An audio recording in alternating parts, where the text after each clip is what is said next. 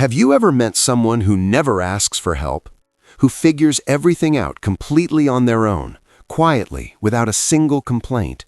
Who grew up before the internet, before participation trophies, before anyone ever stopped to ask, "How are you feeling?"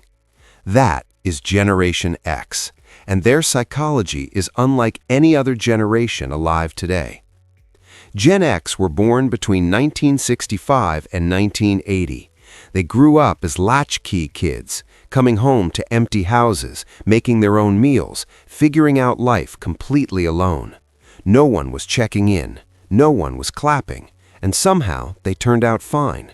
But the psychology behind that upbringing runs very, very deep.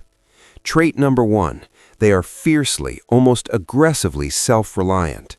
While other generations grew up with constant support and guidance, Gen X learned early, if something needs to be done, they have to do it themselves. No one is coming to save them. This built something powerful, a deep, unshakable confidence in their own ability to survive. But it also built something painful, a real difficulty asking for help, even when they desperately need it. Trait number 2, they have an extremely low tolerance for nonsense. Gen X grew up watching institutions fail. Governments, churches, corporations. They saw the cracks behind the polished surface of authority, so they developed a built-in nonsense detector. They can smell fake from a mile away. If you want their respect, show up, do the work, and say what you mean. That is it. Nothing more required. Trait number 3, they are the original skeptics. Before cynicism became a social media aesthetic, Gen X was already living it. They watched the Cold War. They lived through recessions. They saw promises broken again and again, so they stopped trusting automatically. They don't follow because someone says to follow. They don't believe because someone says to believe. They need to see it, verify it, experience it themselves. This makes them deeply independent thinkers, but also sometimes deeply isolated ones. Trait number 4, they struggle deeply to accept praise. Here's the painful irony. They were raised without applause. Nobody celebrated their small wins. Nobody said well done for simply showing up. So as adults, when praise finally comes, they don't know what to do with it. It feels uncomfortable, unearned, even suspicious. They deflect compliments. They downplay achievements. They move on before anyone can make a fuss. Not because they don't care, but because nobody ever taught them that they were allowed to.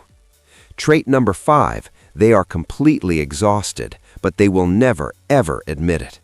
Gen X entered the workforce during economic uncertainty.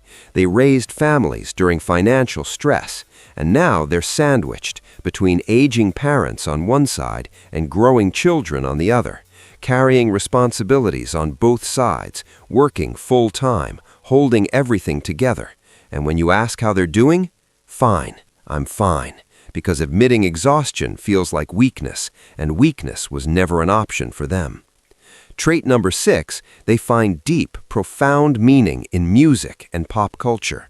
Music wasn't just entertainment for them, it was therapy, it was identity, it was the one place where someone finally said exactly how they felt.